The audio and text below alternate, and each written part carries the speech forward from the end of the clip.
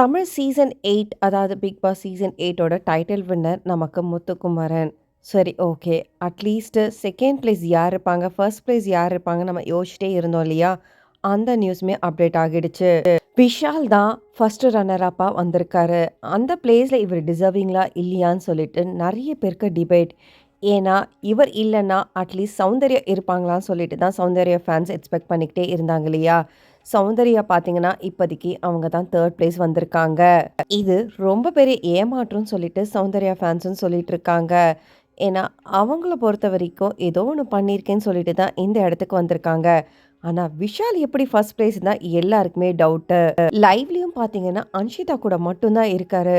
So, இது நெறையவே அவருக்கு நெகட்டிவிட்டி சொன்னாலுமே, எப்படி ஓட்டு வந்தது தான் எல்லாருக்குமே ஆச்சரியம். இது ஒரு வேளை சேனலோட டிசிஷனான்னு சொல்லிட்டு அதுவுமே டவுட்டா இருக்கு.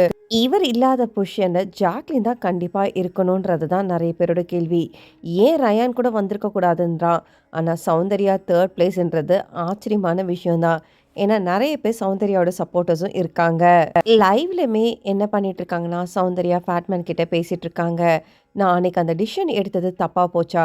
ஜாக்லின் பொறுத்தவரைக்கும் ரொம்ப எமோஷனலா ஆகிட்டா. அவள எல்லாருமே ப்ரொவோக் பண்ணி சொல்லிக்கிட்டே இருந்தாங்க. முத்துக்குமரன், ரயானும் அவகிட்ட நெறைய தடவ சொல்லிட்டாங்க. "நீ போகாத ரிஸ்க்ன்னு" சொல்லிட்டு. அத கொஞ்சம் கூட யோசிக்காம அவ அந்த டிசிஷன் எடுத்தா. எனக்கு அதுவே கஷ்டமா இருக்கு. ஃபேட்மேன் என்ன சொல்றான்னா, "ஸ்மார்ட்டான கேம் விளையாடணும். நீ ஒரு ஸ்மார்ட்டான கேம் விளையாடின பாரு. அதுதான் கேமு.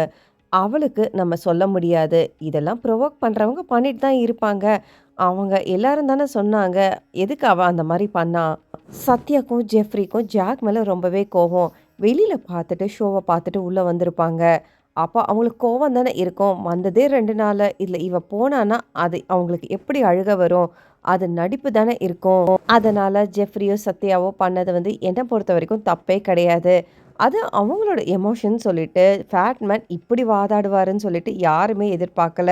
ஜெஃப்ரியாவது சின்ன பையன். அவனுக்கு தெரியலன்னு விட்டாலுமே, சத்யாக்கு எங்க போச்சுன்றத தான் நெறைய பேரோட கேள்வி. ஏன்னா, இன்னொன்னுமே ஜெஃப்ரி லைவ்ல சொல்லிட்டு இருக்காரு. ஜாக்லின் வெளிய போனால, அவ லவ்வர்ஸ் கூட காரி துப்புவாங்கன்னு சொல்லிட்டு ஒரு மாதிரி கேவலமா பேசியிருக்காராம். விஷாலுக்குமே ஜாக்லின அவ்வளவா பிடிக்கவே இல்ல. அதனால அவ ஃபினாலேல இருக்கிறது கூட இவங்க விரும்பலன்றது நமக்கு நல்லாவே தெரிஞ்சது. கடைசியில விஷால் வந்துட்டாரான்றது தான் நெறைய பேரோட கேள்வி. ஏன் விஷால் இடத்துல அருண் இருந்திருந்தா கூட நல்லா இருக்குமே சொல்லிட்டு அவங்களோட ஃபேன்ஸே கூட பேசிட்டு இருக்காங்க.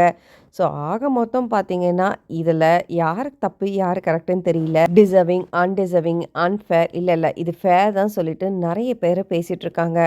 ஆக மொத்தம் பார்த்தீங்கன்னா, கேம் விளையாடினவங்க ஜெயிச்சா அது நல்லது தான். அத தவிர மத்த கன்டென்ட்லாம் குடுத்துக்கிட்டு இந்த சீசன் 8ஓட சீசன் 9ஓட இந்த மாதிரிலாம் தொடரவே கூடாது. ஸோ இத பத்தி என்ன நினைக்கிறீங்கன்னு சொல்லிட்டு கமெண்ட் பண்ணிட்டு, பிக் பாஸ் தமிழ் 8 அப்டேட்லாம் பார்க்கறதுக்கு என் சேனல சப்ஸ்கிரைப் பண்ணுங்க.